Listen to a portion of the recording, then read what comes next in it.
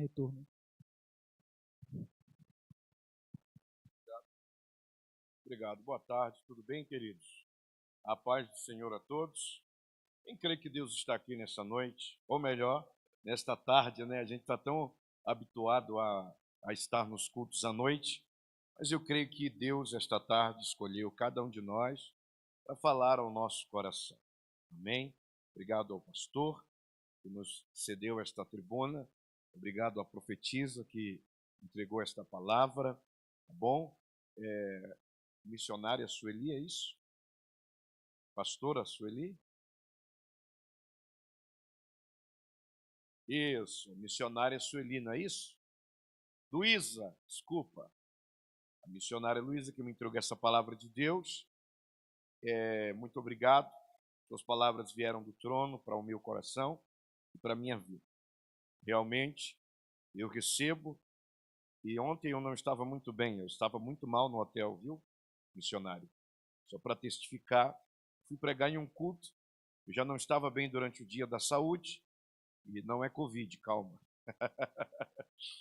E fui para o hotel muito mal, passei a noite mal, e graças a Deus nós estamos aqui para cumprir o ID.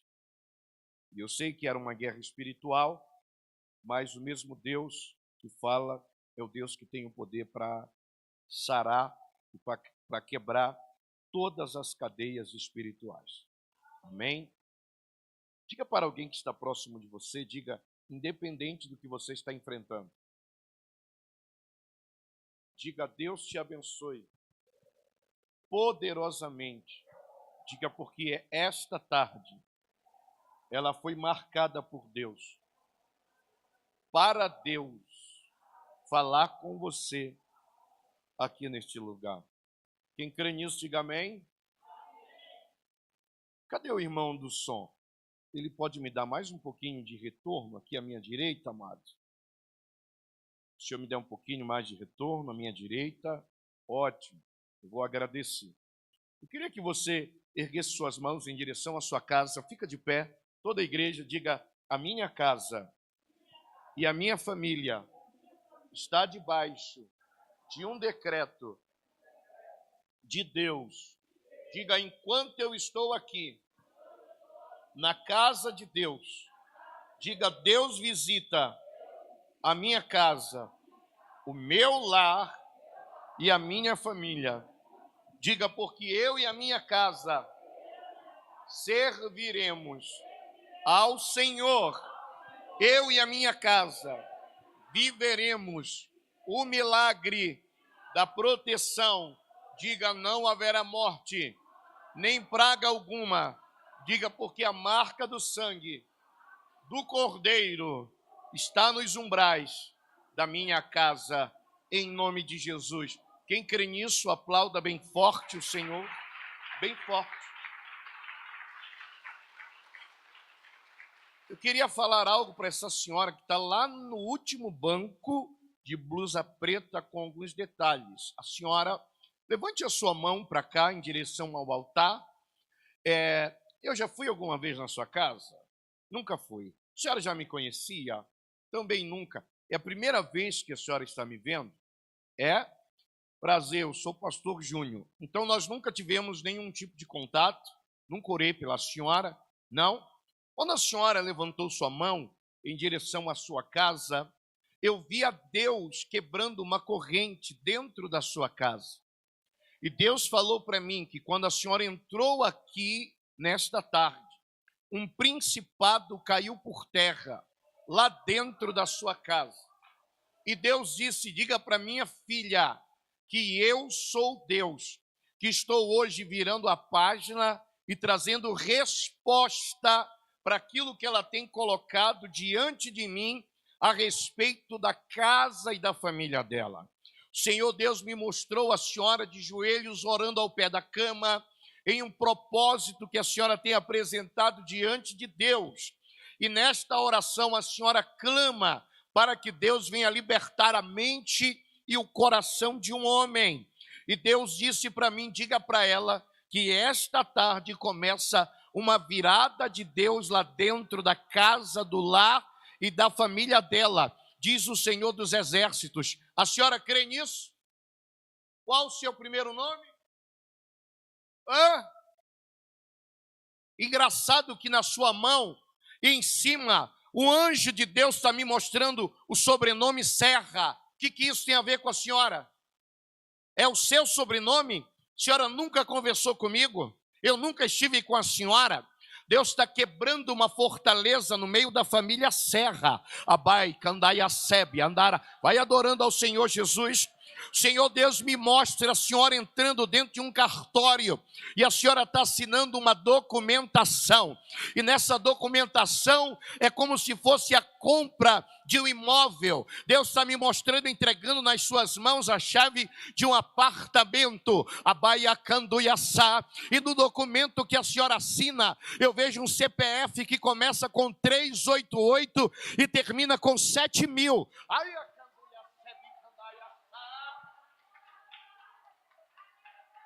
Tem alguma coisa a ver com a senhora? Venha diante do altar, venha diante do altar. Vai dando glória a Deus e aleluia, exaltando ao Senhor Jesus aí.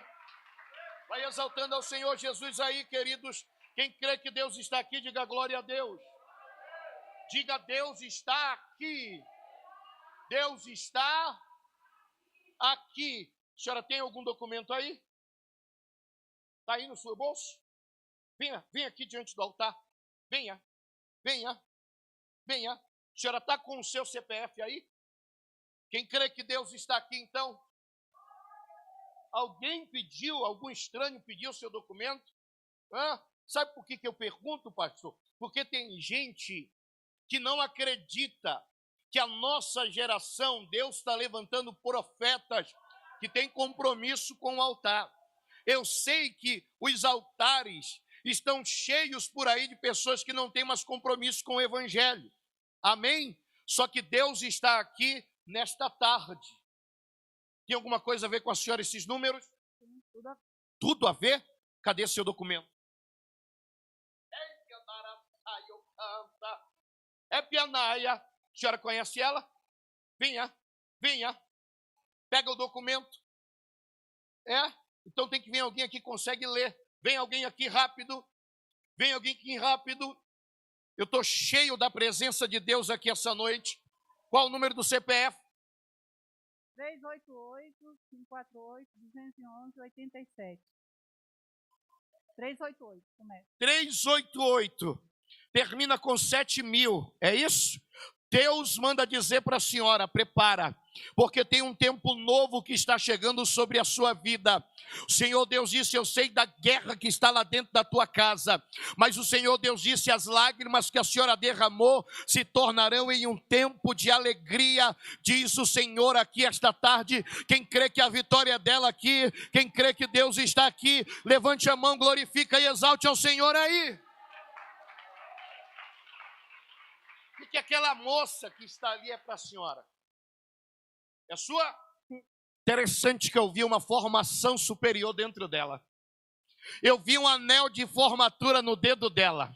Ela já está fazendo faculdade, tá? Posso ser profeta, Deus vai fazer ela reinar. Deus sabe do investimento e do sonho da senhora em relação a ela. O Senhor Deus disse assim, diga para a moça não se precipitar, a tudo tem um tempo, e esse é o tempo de conquistar o que Deus tem na área estudantil e profissional sobre a sua vida, viu, filha? Deus está curando uma angústia dentro do teu coração, e Deus mandou dizer que lá no teu quarto, as orações em silêncio, o que você pediu na terça-feira da semana passada,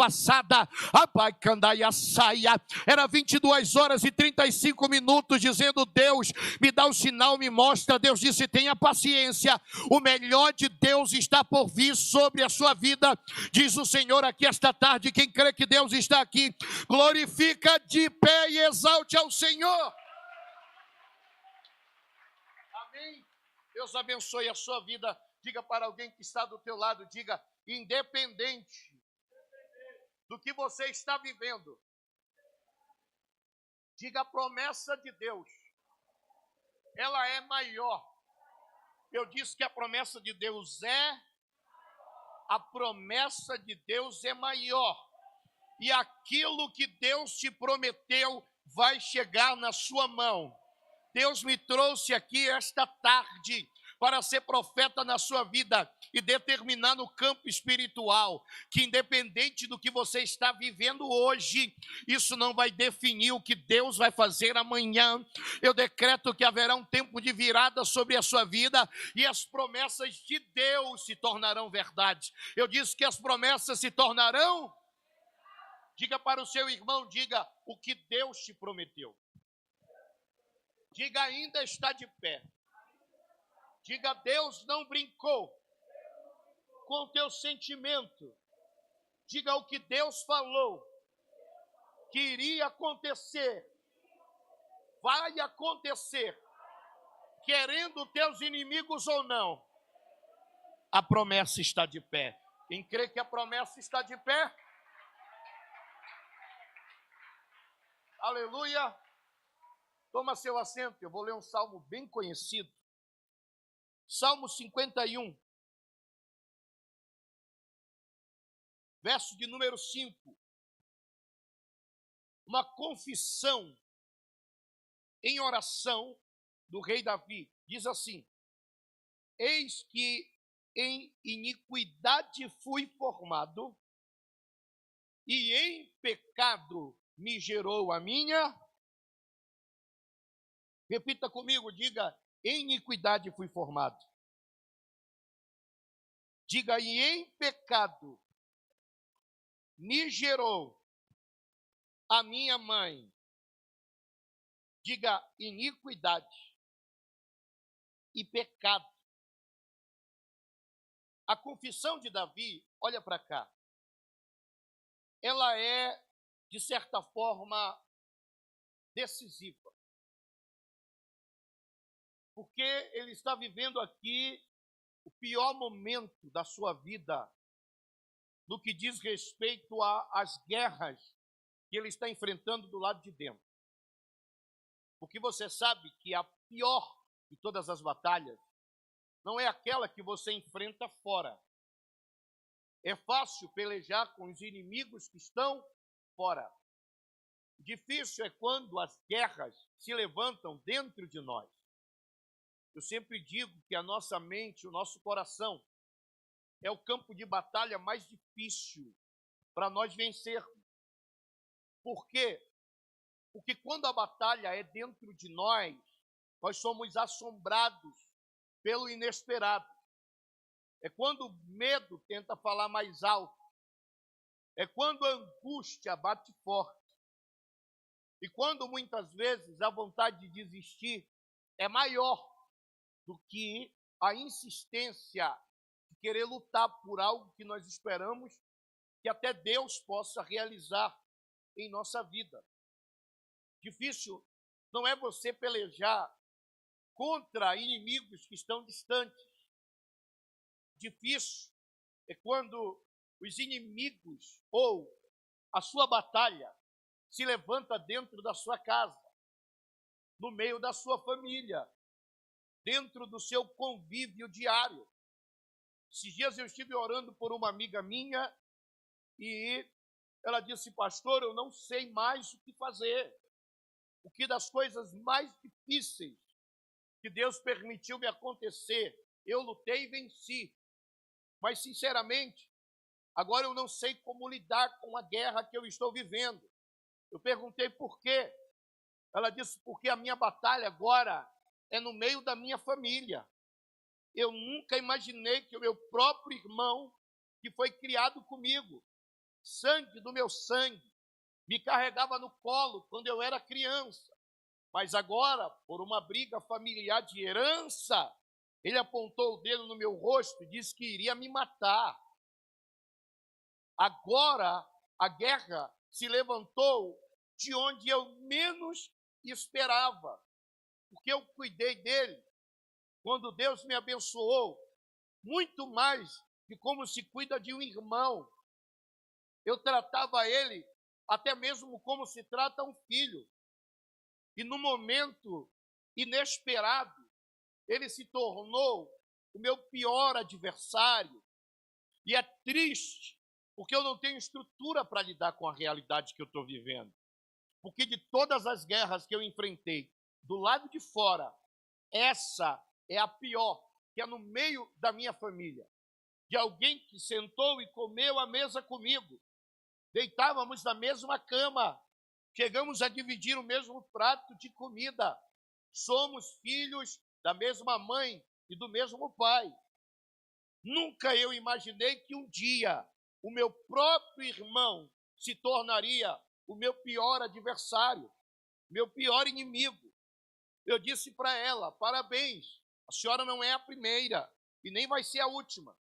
Porque existe uma história na Bíblia, e eu falei para ela: a senhora conhece, de um homem chamado José, que os seus piores adversários não estavam fora, estavam dentro, comiam à mesa com ele, eram do mesmo pai, da mesma mãe, tinham o seu mesmo sangue, porém se tornaram os seus maiores adversários. O difícil é quando a guerra vem de dentro para fora. Ela nos desestabiliza, nos tira a perspectiva de, pelo menos, termos a possibilidade de vencer. Porque você lutar com quem você não tem vínculo, você lutar com quem você não tem afinidade, é fácil.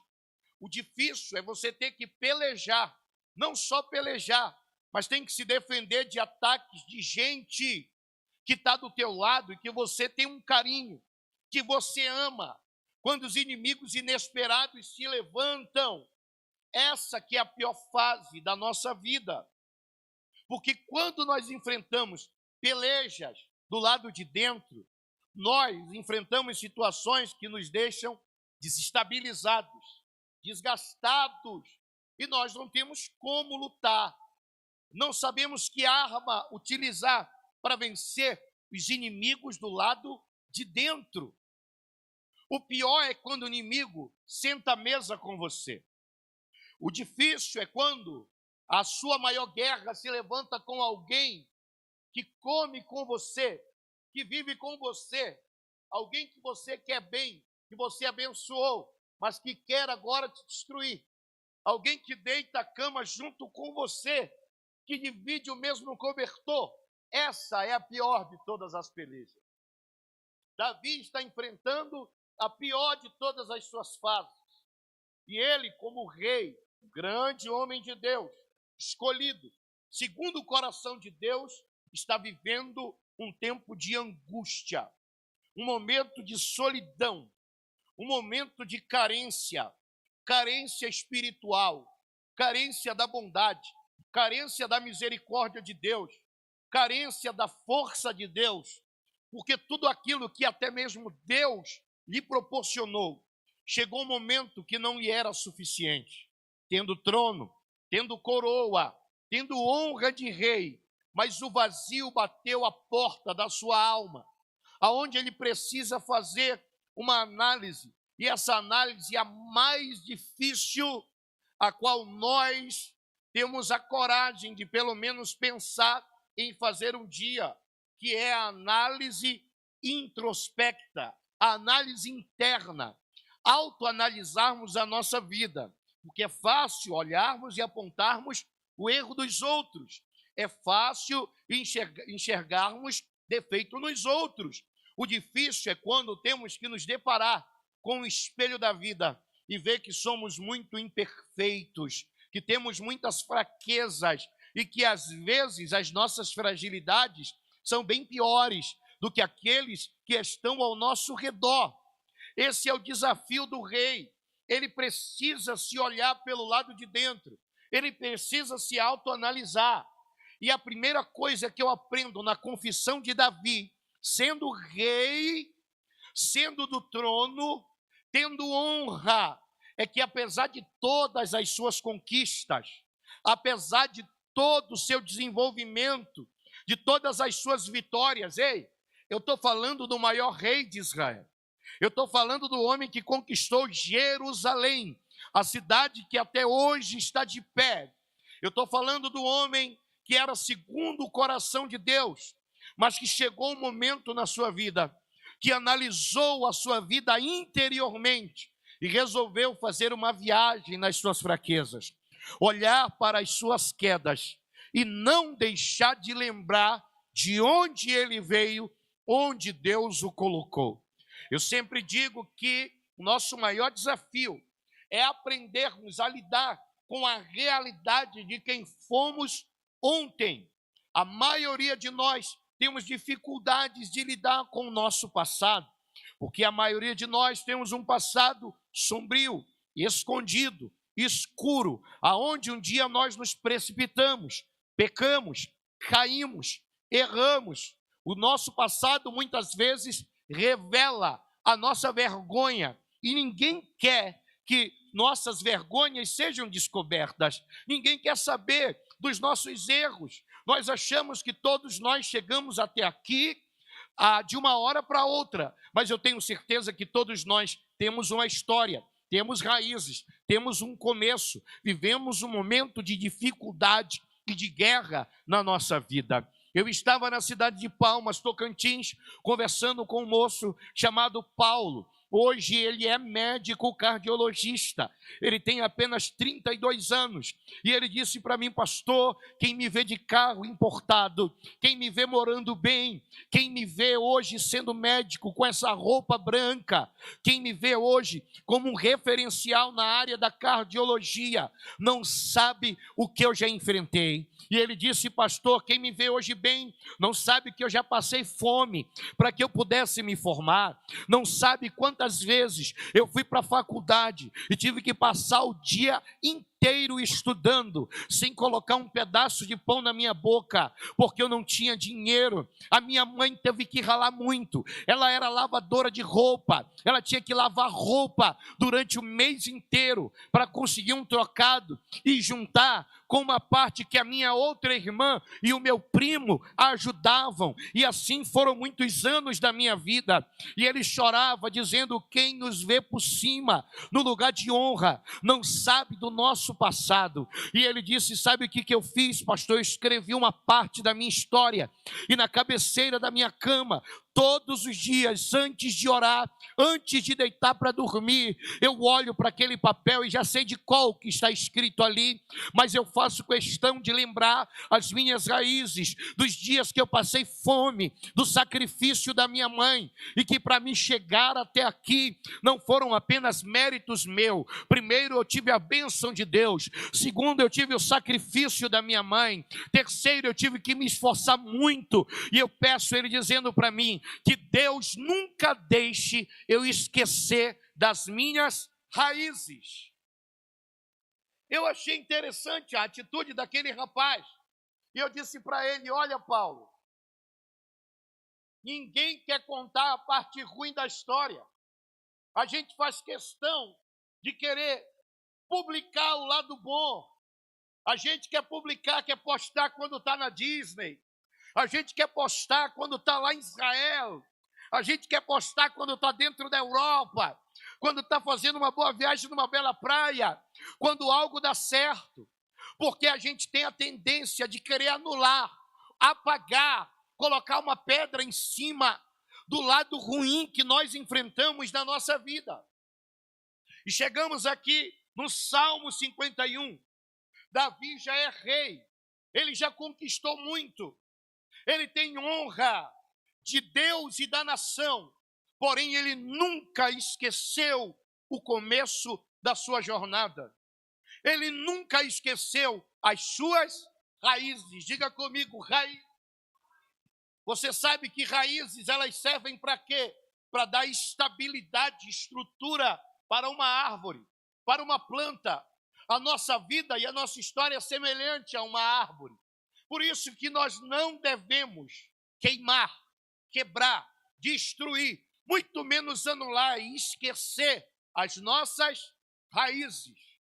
A Bíblia diz no Salmo 1: bem-aventurado o varão que não anda segundo o conselho dos ímpios, nem se detém no caminho dos pecadores, nem se assenta na roda dos escarnecedores, mas antes tem o seu prazer na lei do Senhor, e na sua lei medita de dia e de noite. Aí a Bíblia nos chama de árvore, pois será como árvores plantadas junto a ribeiro de águas, cujas folhas não caem, e tudo quanto fizer prosperará. A Bíblia está mostrando que temos raízes. E Davi está dizendo no Salmo 51, na sua oração de angústia, na sua oração de confissão, ele resolve voltar para o passado. Ele resolve publicar para Deus, para o mundo espiritual, para ele e para todos, de onde ele veio, suas raízes. Olha o que ele diz: em iniquidade fui formado, em pecado me gerou a minha mãe.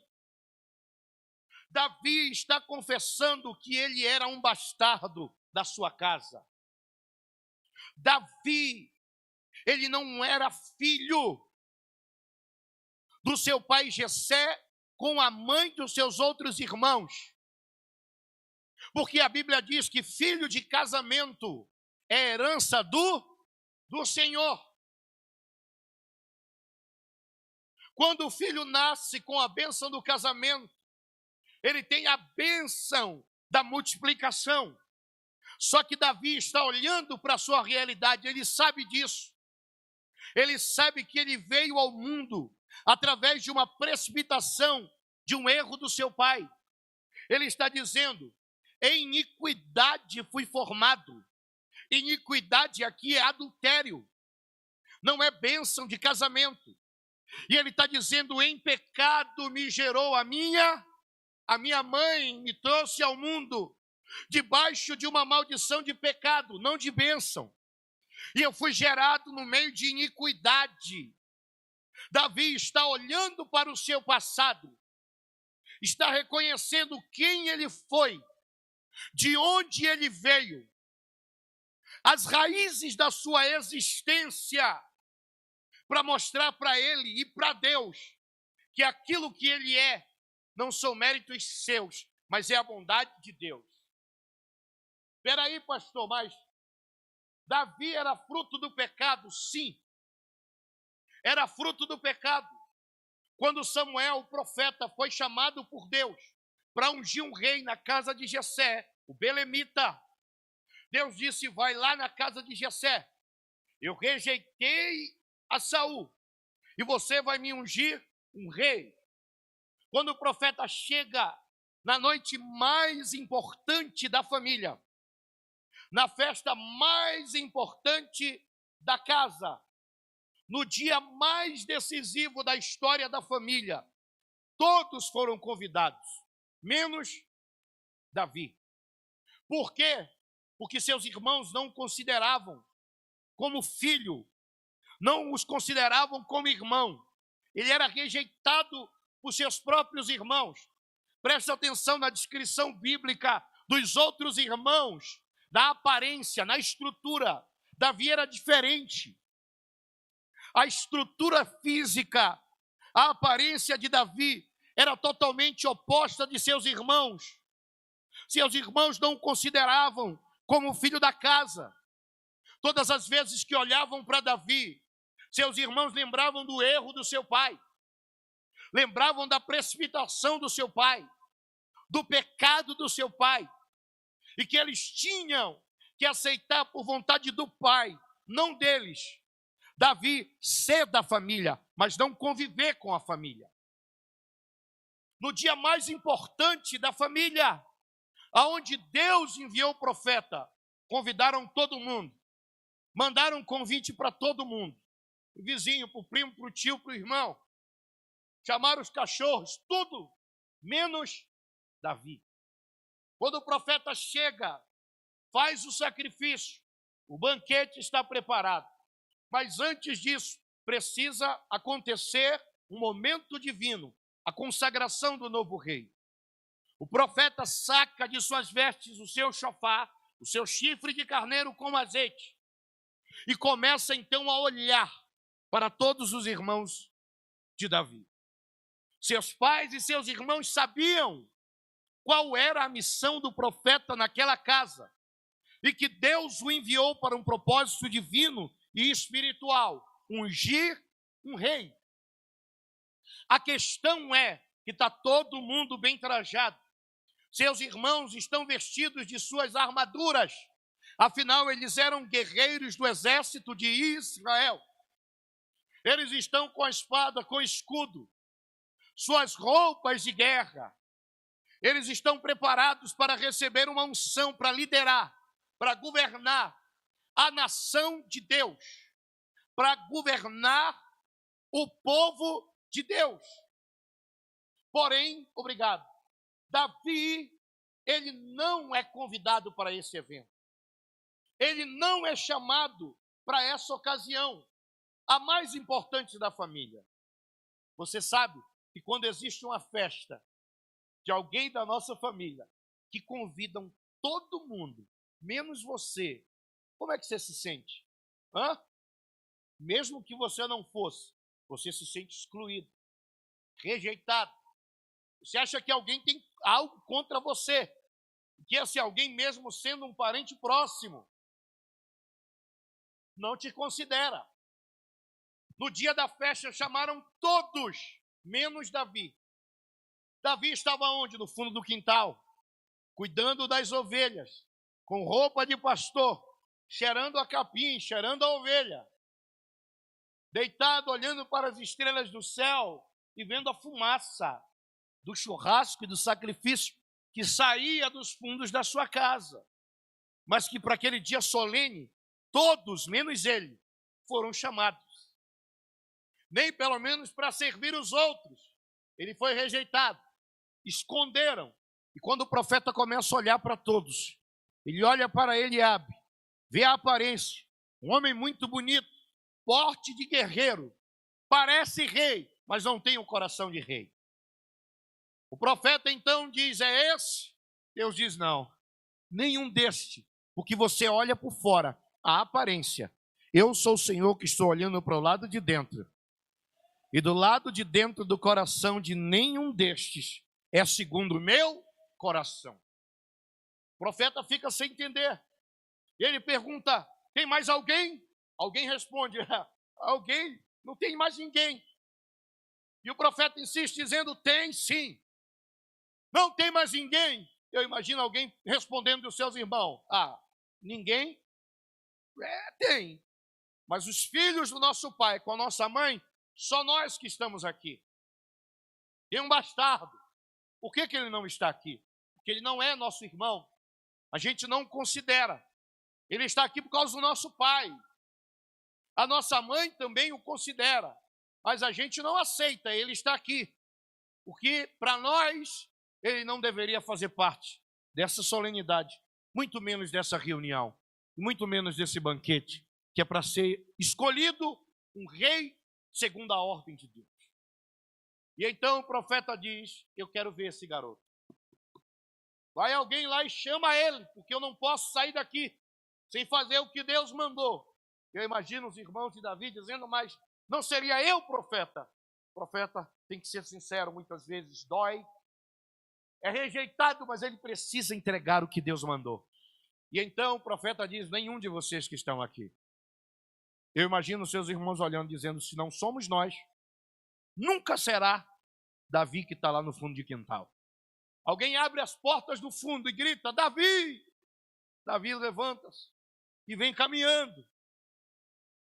O profeta está te chamando. E quando ele pisa na porta dos fundos da casa, que ele abre a porta, que os olhos do profeta miram naquele garoto, o coração do profeta começa a acelerar. Ele começa a sentir um calor na orelha. E uma inquietação divina começa a tomar conta do corpo dele.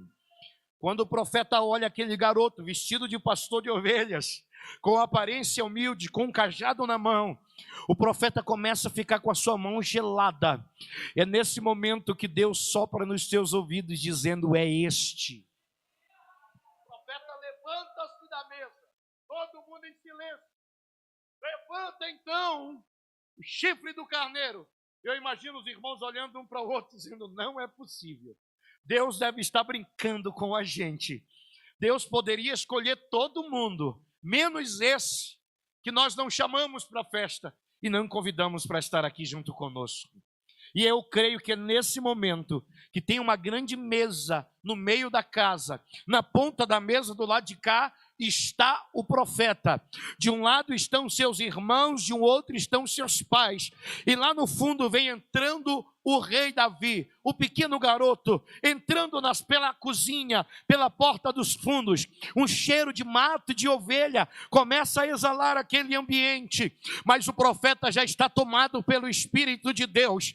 É quando o profeta aponta e diz: é esse. Todo mundo fica sem entender. É ali que eu acredito que Davi escreve o Salmo 23, que diz: o Senhor é meu pastor.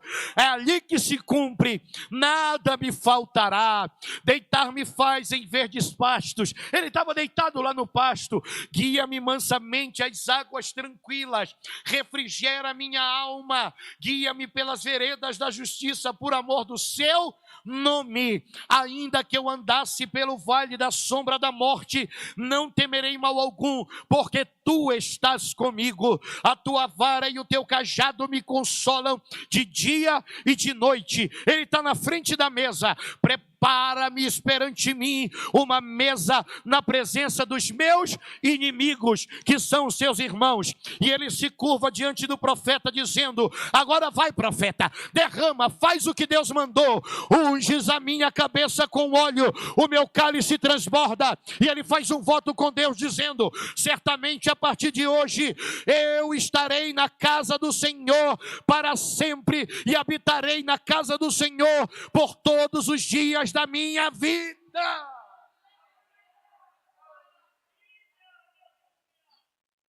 Todo mundo fica em silêncio. Um chora para um lado, outro murmura para o outro. Mas todo mundo tem que engolir a verdade de Deus sobre a vida de Davi. Formado em iniquidade, vem ao mundo através de pecado, mas que Deus o escolheu para reinar e sentar no trono. Ei, olha para cá. Esse Davi é o mesmo Davi que vence Golias e que senta-se no trono e governa a nação de Israel. As maiores conquistas veio através das mãos de Davi, o qual ele arquiteta, ele desenha, ele faz um projeto e ousa construir na terra uma casa para Deus. Seu filho Salomão executa o projeto e constrói o Beit HaMikdash, que é o templo santo do Senhor. O templo de Salomão. Espera aí, o Bispo Macedo construiu aqui o templo de Salomão em São Paulo. Ele gastou 580 milhões de reais, se não me falha a memória. Foi isso? Por aí. Os estudiosos calcularam pela descrição bíblica de Crônicas de Samuel quanto gastaríamos em moeda hoje, em dólar, para construir o templo de Salomão. Chuta aí. 33 trilhões de dólares. Seria hoje, no dólar atual, para construir o Beit HaMikdash, o templo de Salomão. A gente diz que é de Salomão, mas o templo nasceu no coração de Davi. O coração de Davi era um trono de Deus. O coração de Davi era o lugar de habitação de Deus. O coração de Davi chamou a atenção de Deus, a ponto de Deus dizer que Davi era segundo o coração de Deus. A maior construção bíblica da história nasceu no coração de Davi. Se materializou pelas mãos do seu filho. Mas esse grande rei, poderoso, majestoso, temido, honrado, respeitado na nação de Israel, querido pelo próprio Deus, um dia escreveu, no ápice da sua dor, lembrando de suas raízes: em iniquidade fui formado, em pecado me gerou a minha mãe. O que Davi está aqui tentando nos mostrar ou nos ensinar? Que nós nunca devemos esquecer as nossas raízes. E que por mais difícil que foi o nosso passado, por mais doloroso que foi o nosso ontem, nós não devemos esquecer e entender que se o nosso passado foi sombrio e doloroso, é Ele que vai mostrar a misericórdia e a bondade de Deus aonde nós estamos. E que não importa quem nós fomos, de onde nós viemos, em que família nós nascemos, não importa quem foi os da nossa casa, quem foram os nossos pais, o importante é que nós não devemos esquecer o começo, porque o começo, por mais difícil que seja, ele não vai definir o final da trajetória que Deus tem para mim e para você. Deus me trouxe aqui para dizer para você, não importa quem você foi no passado, não importa como você veio ao mundo, como foi dolorida a tua trajetória, o que importa é que o que Deus te prometeu vai acontecer e você vai sentar no lugar da promessa de Deus. Quem já ouviu falar em Abraão? Quem era o pai de Abraão? Terá. A palavra Terá significa fabricante de deuses. O pai de Abraão era o maior fabricante de imagens de escultura da antiga Mesopotâmia. Na casa de um homem que construía imagens de idolatria. No meio de uma família idólatra. No meio de um lar que no quesito Deus, para eles, era variado. Porque a família de Abraão adorava todo tipo de imagens. Porque o seu pai construía. Mas foi lá, no meio da família idólatra, de um lar conturbado no quesito de fé, que Abraão descobriu o Deus verdadeiro. E ele se tornou o pai da nossa... Ei, Abraão não era filho de crente, tá? Abraão era filho de idólatra. A família de Abraão era uma família pagã. A casa de Abraão era uma casa que adorava todo tipo de deuses. Mas foi dentro dessa casa que Deus entrou e disse: ei, eu estou vendo agora aí dentro do teu coração. Você não aceita nada que está fora. Então, Abraão, sai da tua casa, do meio da tua parentela, e vai para o lugar que eu te mostrarei. Te farei pai de uma grande nação. Abençoarei os que te abençoarem, amaldiçoarei os que te amaldiçoarem. Serei amigo dos teus amigos, inimigo dos teus inimigos, e em ti serão benditas todas as famílias da terra. Aponta para o seu irmão e diga assim: não importa quem você foi no passado, de onde você veio, diga: o que importa para Deus é se você tem coragem de acreditar que você vai reinar e vai viver a promessa de Deus na sua vida.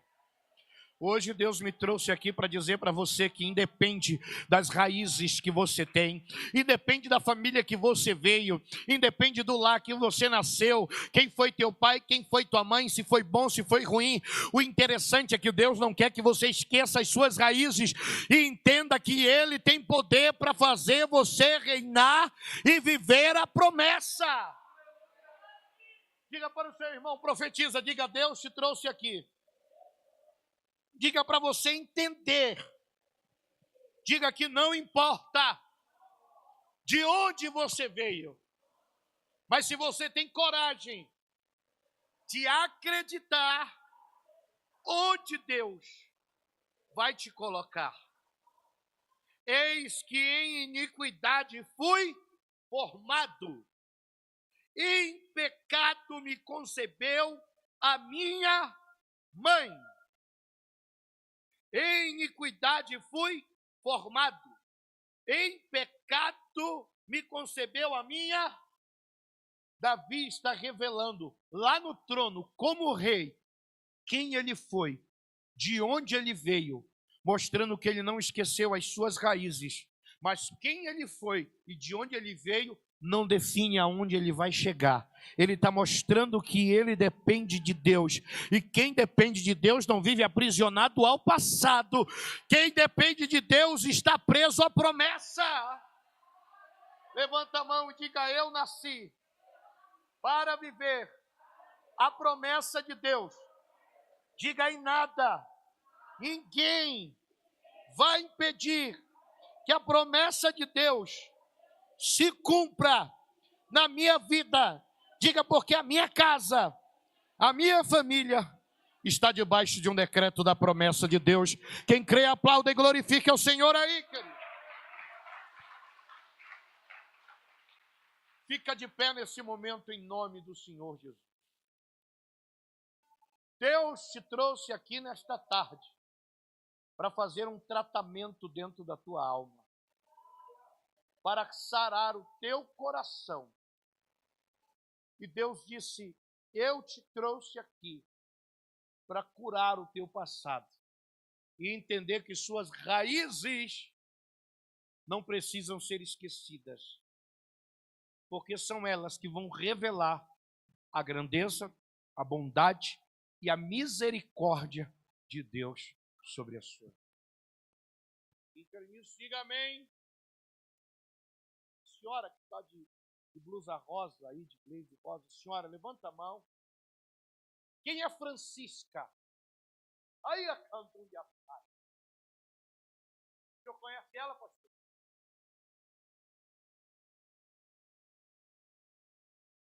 Jaqueline.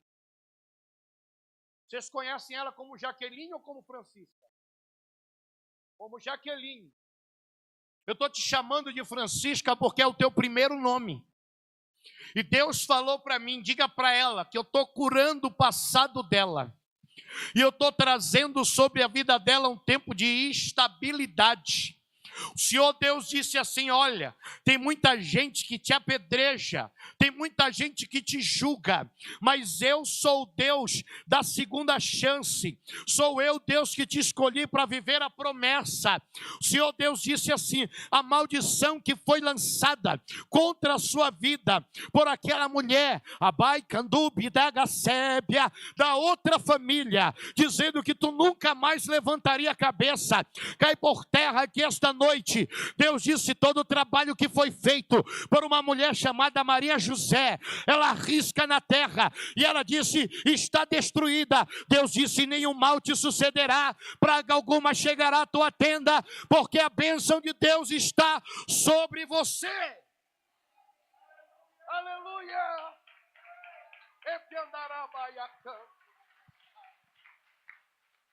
Quantas vezes a senhora conversou comigo? Fui na sua casa alguma vez? A senhora conversou comigo? A senhora me pediu oração antes do culto? Alguém perguntou alguma coisa da sua vida? Algum estranho? Ninguém. Então eu estou sendo profeta de Deus. Deus falou que a senhora tem o dom de negociar. Alabai, Canduria, Sébia. O Senhor Deus disse que tu tens o dom da venda também dentro de você. Epiandaraçai. Eu estou vendo aí dentro da senhora um CNPJ, ó. Abai, Candaia, Sébia. Deus disse: diga para ela que o tempo de romper e de cantar chegou na vida financeira também. Diz o Senhor aqui esta noite. Quem crê, diga amém. Diga para alguém que está do teu lado, fica independente que você foi. Diga: Deus hoje te trouxe aqui para que você possa viver as promessas de Deus. Diga: porque as promessas, elas não estão limitadas ao momento. Diga: mas elas dependem da tua fé. Eu disse que a promessa depende da sua. Eu tenho certeza que não tem ninguém pior do que Davi. Eis que em iniquidade fui, e em pecado me gerou a minha mãe. Então Deus te trouxe aqui para te dizer nesta tarde: prepare, porque Deus vai fazer a sua vida viver um salto de sobrenatural. E que as promessas de Deus se tornarão verdade na sua vida. Quem crê nisso, diga amém. Você que crê que Deus tem poder de fazer das suas raízes, mesmo difíceis, doloridas e tristes, alguém que vai reinar e alcançar a promessa. Sai do seu lugar e vem aqui diante do altar. Queria que alguém, eu não sei se está podendo. Está podendo vir? Tá bom. Então não sai não, fica aí, pronto, desculpa. A gente está numa época difícil, a gente tem que se adaptar à realidade. Vai que o filho do tererê tira uma foto e depois denuncia, né? Tá todo mundo aglomerado. O Satanás agora, pastor Saulo, não tira férias. O Satanás está trabalhando mais do que nunca nesse Covid aí. Enquanto as pessoas estão presas em casa, o Satanás está trabalhando contra a igreja, contra a casa. A gente tem que vigiar, tá certo. Eu queria que alguém viesse aqui cantar uma canção agora nesse momento. Cadê? Quem que vai cantar? Vai cantar, pastor? Amém? Amém? Quem vai cantar uma canção nesse momento? Canta aí, deixa Deus te usar. Quando eu estou dizendo Deus te usar, não é a música, né? Amém? Mas essa tarde é uma tarde de cura no coração de pessoas aqui. Eu estou dizendo que tem cura para o coração dessa senhora que está aqui. Posso dizer, pastor? É mais fácil ir lá do que vocês virem cá. Quem crê que Deus está aqui? O Senhor Deus, Ele disse que esta tarde é a tarde do renovo e da virada de Deus lá na sua vida. Porque Deus disse para mim que é o novo tempo dentro da sua casa. A resposta de Deus está diante da senhora. Deus sabe que a senhora vem atravessando um vale de muitas guerras e muitas batalhas. O Senhor Deus falou para mim que o ano de 2018 foi um ano de muita guerra e de muita angústia sobre a sua vida. Mentiram para a senhora, enganaram a senhora, traíram a senhora. Só que Deus manda dizer para a senhora que não importa o que a senhora viveu no passado, eu sou o Deus que estou quebrando toda maldição e toda amarração no meio da família Pérez, diz o Senhor aqui esta tarde. E Deus disse, diga para ela que o tempo de cantar começa sobre a vida dela, diz o Senhor aqui esta tarde. A senhora crê nisso? O que isso tem a ver com a senhora? Você chorou, você pediu, a senhora conhece alguém dessa família? Tanto insistiu, precisando da sogro. resposta. Segura. O Senhor Deus disse que está trazendo um tempo novo para a família Pérez. Só que quando você falou, Deus disse assim, eu estou dando livramento na saúde do Charles. Quem é Charles? Deus está dando livramento do Covid.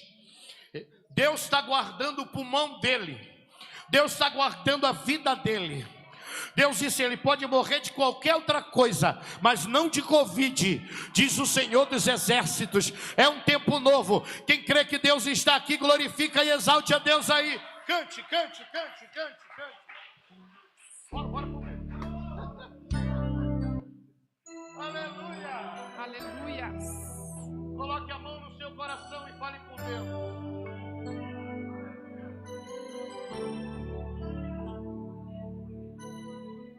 Oh, aleluia. Aproveite o momento para receber o que Deus tem para realizar na sua vida aqui nesta tarde. Aleluia. Glória a Deus, aleluia. Oh, glória a Deus.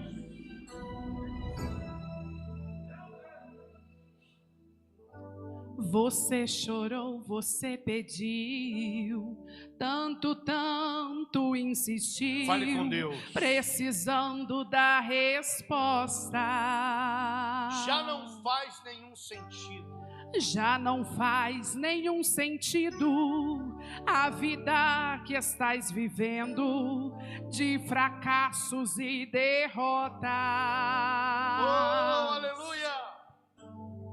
tão sozinho e sem sorte, no vale da sombra da morte, pensando até que é o fim. Oh, Deus Todo-Poderoso, fale com Deus aí, querido. Mas Jesus, que muda a história, já declarou tua vitória, só pra te fazer feliz. E o crente? O crente, quando chora, o Senhor responde. A oração do crente estremece o monte. E quando ele chora, o Senhor atende.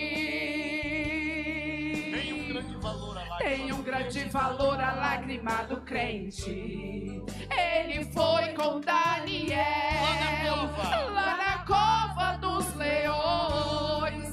Nada lhe aconteceu. Deus ouviu suas orações. Mesmo quando Ana orava, por um filho ela clamava, e o Senhor atendeu. Atendeu a Josué, quando orou e o sol parou, mandou tocarem as trombetas e as muralhas derrubou. Esse Deus se faz presente, vive no meio da gente, é o mesmo e não mudou. Quem crê que esse Deus é o mesmo, aplauda e glorifica ao Senhor Jesus bem forte, bem forte. Coloque a mão no seu coração e diga: eu nasci para viver as promessas de Deus sobre a minha vida. Quem crê que você nasceu para viver as promessas? Amém? Quem crê que o Espírito de Deus está aqui? Diga amém. Amém, aleluia. Então esse momento é o momento mais sagrado do culto. É o momento de nós ofertarmos a Deus. Amém? E eu creio no poder da oferta, do sacrifício e daquilo que você apresenta no altar para honrar a Deus. Amém? Você que vai ofertar aqui esta tarde, eu vou entregar na sua mão um grão de mostarda. Eu tenho aqui na minha mão o grão de mostarda. Veio da Terra Santa, foi consagrado. E esse é o símbolo da nossa fé. Jesus disse: se você tiver fé como um grão de mostarda, pedireis a este monte, lança-te daqui para o outro lado, e assim acontecerá. Então eu vou entregar na sua mão um grãozinho de mostarda, e você vai guardar num lugar especial, representando a sua fé, e vai colocar a sua oferta aqui, no altar. Olha, pastor, eu não tenho aqui dinheiro, mas você tem o cartão? Pode passar lá na tesouraria, já passa a oferta lá, e vem aqui que eu vou entregar o grão na sua mão.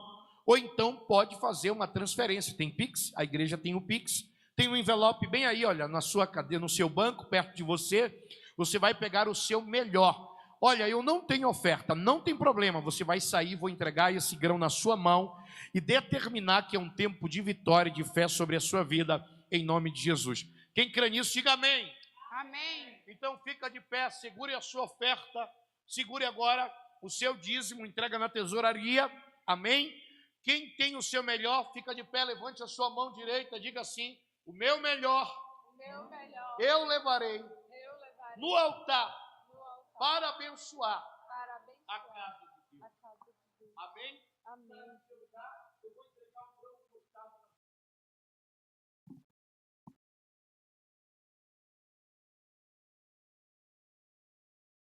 Aleluia. Igreja de pé.